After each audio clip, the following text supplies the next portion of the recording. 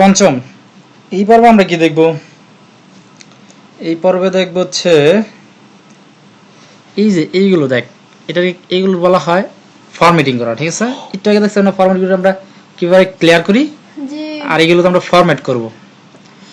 তো এটার একটু তুলে দেই, কারণ এটা মেমোরি খাচ্ছে বেশি, উঠাই দিলাম। হ্যাঁ, এগুলো যা করবো সবগুলো আমাদেরকে সিলেক্ট করে করতে হবে, এটা প্রথম অবশ্যই বলছি। ঠিক আছে, ধর এটাকে বলা হয় ট্যাক্স অ্যালাইন। ট্যাক্স অ্যালাইন বুঝছিস, কোন দিক থেকে ট্যাক্সটা শুরু হবে? এটা হচ্ছে ট্যাক্স অ্যালাইন লেফট, আর এটা হচ্ছে ট্যাক্স অ্যালাইন সেন্টার। এটা হচ্ছে ট্যাক্স অ্যালাইন রাইট, আর এটা হচ্ছে ট্যাক্স অ্যালাইন যেটা জাস্টিফাই করে। জাস্টিফাই বুঝছিস, আর লেফট হয়েছে দেখ, এখানে লেফট শেষ হয়েছে। আমি যদি এটার আরো দুইটা লাইন করি তাহলে বুঝবি। এটা কপি করে এখানে নিয়ে আসি, এটা করে নিয়ে আসি, এগুলোর কালার পরিবর্তন করে দিই। হ্যাঁ, এটার কালার কি দিতে যায়? এটার কালার দিলাম লাল কালার। হ্যাঁ, আর এটার কালার দেই এরকম একটা কালার দিলাম, এই যে কালারটাই দিলাম। এটা ট্যাক্স অ্যালাইন লেফট আছে, সে লেফট থেকে শুরু হয়েছে এবং লেফটেই গিয়ে শেষ হয়েছে। এই দেখ, এটা ট্যাক্স অ্যালাইন যদি আমি কোনো অবস্থাতে সেন্টার করি, এই যে এখানে দেখ স্টেটমেন্ট শব্দটা আছে না, এটা মিডিলে গিয়ে শেষ হইব। শেষ কোথায় হয়েছে? মিডিলে। এই যে এটাকে বলা হয় ট্যাক্স অ্যালাইন সেন্টার, সে মিডিলে গিয়ে শেষ হয়েছে। তাই কম্পিউটার ডিফল্ট আকারে ট্যাক্স অ্যালাইন লেফট করা থাকে। কি করা থাকে? ডিফল্ট আকারে ট্যাক্স অ্যালাইন লেফট করাই থাকে। কম্পিউটার তুই আমরা ওপেন করলে কোনো কাজ করলে সেটা লেফট করাই থাকবে। তারপর হচ্ছে ট্যাক্স অ্যালাইন রাইট, এই যে স্টেটমেন্ট আছে যেটা, হ্যাঁ, এটা কোথায় যাবে? আর যদি আমি রাইট করি, এই দেখ এই শেষে স্টেটমেন্টটা কোথায় শেষ হয়েছে? শেষে। হ্যাঁ, এখন হচ্ছে জাস্টিফাই, এই যে মাঝা লাইনটা রাখছি এটা জাস্টিফাই করি। জাস্টিফাই করলে সে সমস্ত পেজটা জুড়ে নিয়ে নিব, সে একটা পেজে নিয়ে নিছে। দেখ জিনিসটা আবার খেয়াল কর, পেজ সাইজ কিন্তু নিয়ে নিবে। জাস্টিফাই করলে কি করছে? সম্পূর্ণটা একটা লাইনে শেষ করছে, নিয়ে নিছে। সব লাইনে এক লাইনে শেষ হবে না, এটা বলতে পারো না। আমি যদি এটাকে এখানে নিয়ে আসি তাহলে বুঝতে তোর সুবিধা পারো।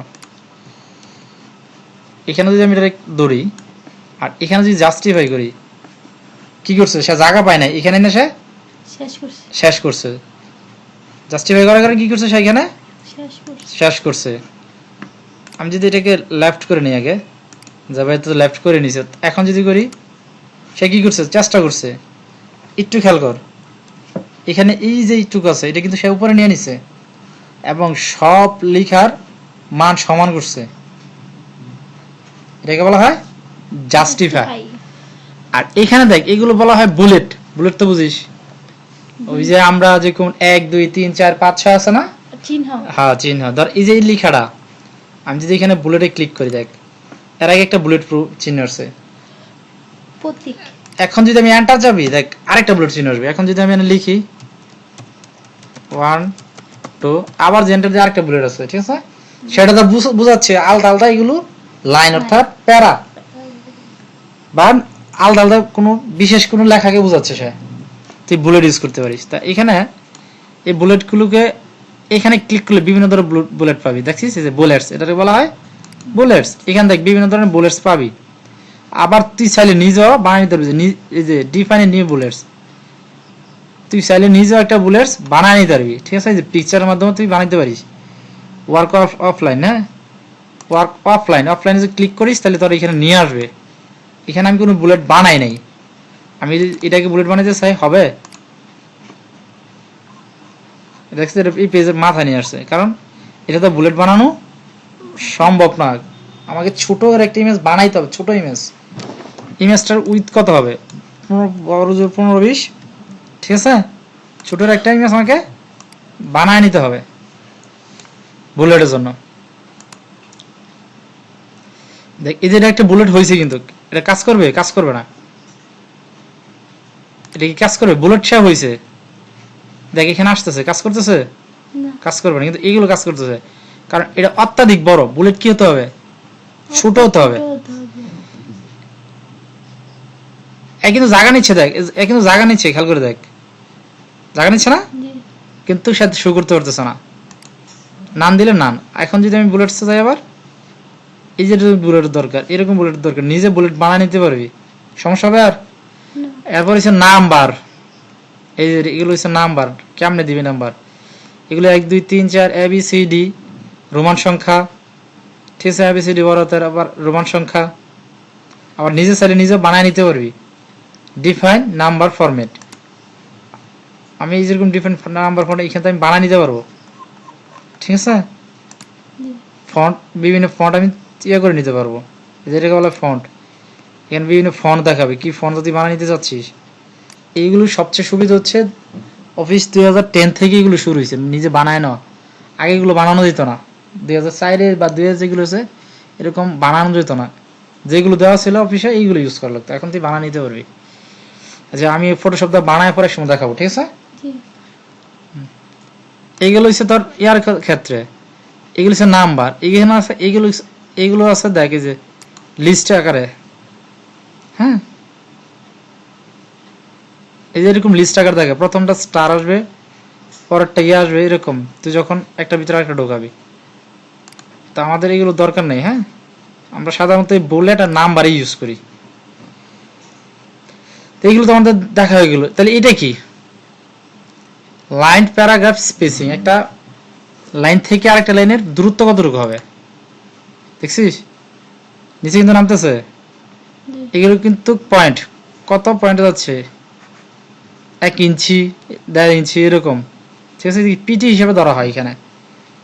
1 PT, 1.5 PT, 2 PT, 2.5 PT, 3 PT, মন চাইলে তুই আরো এই যে অ্যাড পেসিং বিফোর প্যারাগ্রাফ, এর আগে আমি যোগ করে নিতে পারি, ঠিক আছে। জি এটা হচ্ছে কি প্যারাগ্রাফ, এই পুরো অংশটা দেখ কি লিখছে প্যারাগ্রাফ, এই পুরো অংশটা কি স্টাইল। তা আমরা কি দেখতেছি, প্যারাগ্রাফের অংশগুলো দেখতেছি, এইগুলোর একই অবস্থা। ডিক্রেস ইনডেন্ট, দূরত্ব কত যাবে, আমি তো এটা ইনক্রেজই করি না, যদি আমি ইনক্রেজ করি তাহলে ডিক্রেস কাজ করবে, কথা বুঝছিস। জি আমি লাইন হাইটটা ডান দিকে কত কি বাম দিক থেকে সরাই নিচ্ছি ডান দিকে, যাচ্ছে না এটা, জি সব কিন্তু আগে যেতেছে গা, সব কিন্তু অন্য কোথাও যাচ্ছে না, নিচে নিচে আসতেছে। আবার যদি আমি এটা ডিক্রেস করি হবে, এটা হচ্ছে ইনক্রেজ, আগে ইনক্রেজ করতে হবে তারপর ডিক্রেস কাজ করবে, ঠিক আছে। আর এখান দেখ শেডিং, খেয়াল করছিস, আবার দেখ এই যে শেডিং,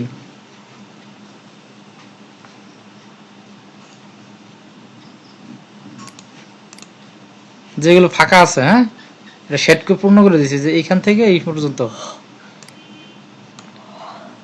ঠিক আছে, এটা থেকে এই পর্যন্ত, যে এখান থেকে ইয়ার যে ফাঁকা যতটুকু ছিল এতটুকুই, ঠিক আছে, সেটা করে দিছে। তো এটা হচ্ছে শেডিং এর জন্য কাজ করে।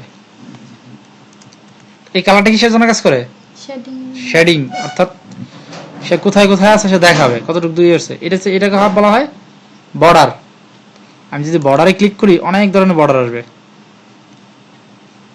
দেখছিস, এই যে বর্ডার, বটমে বর্ডার আছে, টপে বর্ডার, লেফটে বর্ডার, রাইটে বর্ডার, নাই বর্ডার নাই, ঠিক আছে, অল বর্ডারস, সব দিক দিয়ে সে বর্ডার নিয়ে আসছে, না। জি এখন এখন ঘটনা হয়েছে যে এখানে যে বর্ডার আছে, অল বর্ডারস, তো এখানে তো বর্ডার দূরে হয়ে গেছে, এই যে একটা এই একটা টেবিলের মতো হয়েছে, কেন হয়েছে, এই যে এই একটা করে একটা বর্ডার, এন্টার দিবি আরেকটা বর্ডার হয়েছে, আরেকটা এন্টার দিবি, আরেকটা এন্টার দিবি, সে বর্ডার নিয়ে আসতেছে, ঠিক আছে।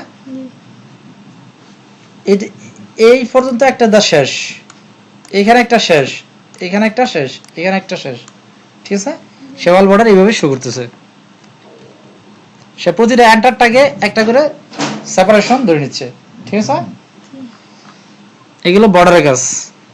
তো আমরা এটাকে আবার সিলেক্ট করি, এটার উপরই সব প্রয়োগ করি, এগুলো আমরা বর্ডারের কাজ। তাহলে এইটা কি, এটা হচ্ছে শর্ট, ছোট করে ফেলার জন্য, এই যে টেক্সট শর্ট, প্যারাগ্রাফ, আমি এখানে এটাই করতে, এটা আপাতত আমাদের দরকার নেই, কারণ এটা একটু জামালা আছে, অ্যাসেন্ডিং ডিসেন্ডিংটা ভালো করে বুঝতে হবে, ঠিক আছে। আচ্ছা এটা পরে দেখবো আমরা, মনে রাখিস, এটারও তো দরকার নেই।